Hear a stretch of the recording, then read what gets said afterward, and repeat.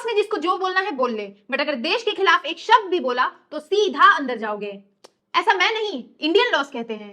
1860 में आईपीसी यानी कि इंडियन पीनल कोड का निर्माण हुआ एंड 1870 में sedition laws Indian Penal Code में इंक्लूड किया गया। अकॉर्डिंग टू दिस सेक्शन कोई भी इंसान अगर किसी भी फॉर्म में, चाहे वो रिटन हो, वर्बल हो, साइन लैंग्वेज में हो, विजुअल रिप्रेजेंटेशन के फॉर्म में हो या किसी भी और वे में कोई भी ऐसी बात बोलता है जो गवर्नमेंट के अगेंस्ट होती है या फिर कोई भी ऐसा काम करता है जिसका इंटेंशन ये है कि पब्लिक में गवर्नमेंट के खिलाफ विद्रोह पैदा हो, देन उसे अंडर सेडिशन लॉ चार्जेबल माना जाएगा एज पर लॉ। क्योंकि ये एक सीरियस ऑफेंस था, ये नॉन बेलेबल इन नेचर था एंड इसकी पनिशमेंट थी 3 साल तक की सजा, फाइन या दोनों। करेंटली इस लॉ को लेके काफी डिस्कशंस चल रहे हैं। 11th में 2022 यानी कि लास्ट ईयर सुप्रीम कोर्ट ने एक डिसीजन दिया। एज पर सुप्रीम कोर्ट ये सेक्शन एक कॉलोनियल एरा का पीनल प्रोविजन है एंड करंट इंडियन सोसाइटी के सर्कमस्टेंस को ये पीनल प्रोविजन अब मैच नहीं कर रहा है। हेंस इस सेक्शन को इंडियन पीनल कोड से हटा देना चाहिए एंड इसे पनिशेबल नहीं मानना चाहिए। सुप्रीम कोर्ट के इस जजमेंट के बाद सेंट्रल गवर्नमेंट ने इस जजमेंट को रिव्यू करने की अपील की